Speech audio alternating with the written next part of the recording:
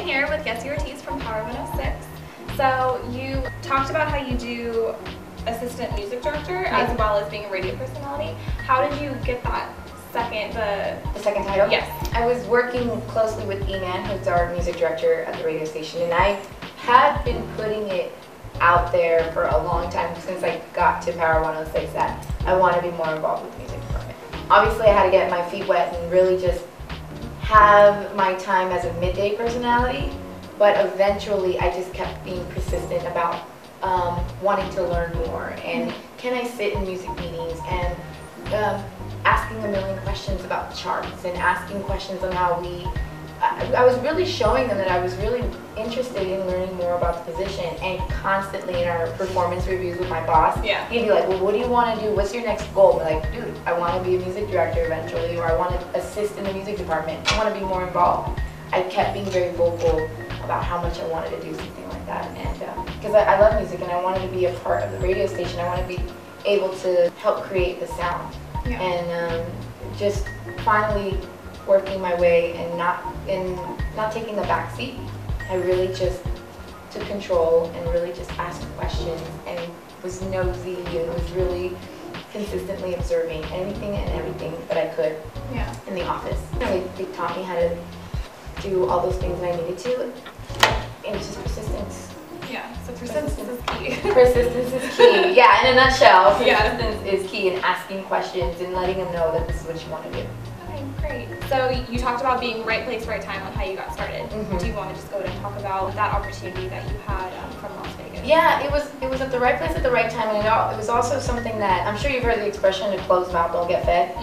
I can't tell what you're thinking if you don't say anything to me. So the radio personality guy that I had met in Vegas was very, very nice, and he was really cool. He was showing us around, and I happened to mention, oh, this kind of looks like the board back at my school.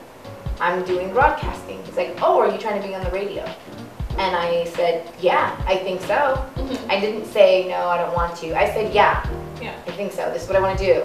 I gave him the opportunity, well, I gave myself the opportunity to really just open a door for me. Even though at that time I didn't know if that's the door I wanted to go to, but I didn't allow myself to have a door closed. So I just said, yeah, I think so. This is what I want to do. You want to be on TV? Yeah, sure, I think so. This is what I want to do. I gave myself that opportunity to have that door open.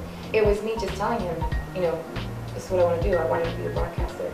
And that's why I always say, closed mouths don't get fed. You've got to tell people. You've got to put it out there. You've got to be the one to be very vocal about your career. Do you think for people who are trying to get into the music industry that they should take any opportunity that they have within that industry, or should they focus more on what they want to do?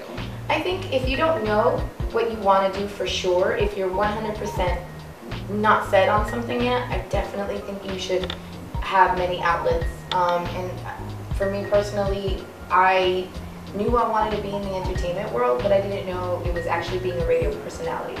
So before getting into that position, I learned software on how to edit.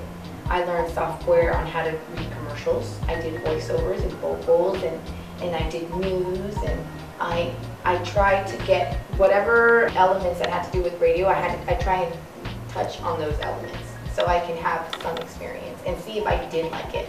I always wanted to try it to see if I did like it. If I didn't like it, on to the next. Then I focused more of my energy onto this one. Didn't like that one so much? Okay, less energy on that, more on this. And eventually it just landed with radio. Radio, this is my gut. I've tried all of these lanes and I've tried all these avenues. This is what I want to do.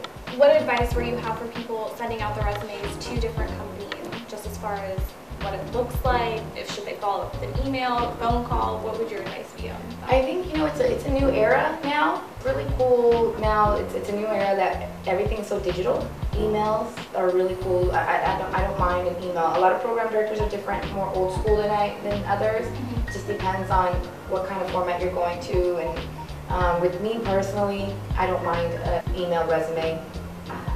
Actually, I kind of prefer it, having to open up an envelope and getting mail and having to put it in the CD where I could just press click. I have so many, I could press click on my computer. It is a lot easier for me. I could just, you know, my computer's right there in front of me. So make it more accessible for whoever you're trying to Exactly, make it more accessible. Exactly. Well, thank you so much for taking the time to talk with us. We appreciate it. Thank you. Thank you.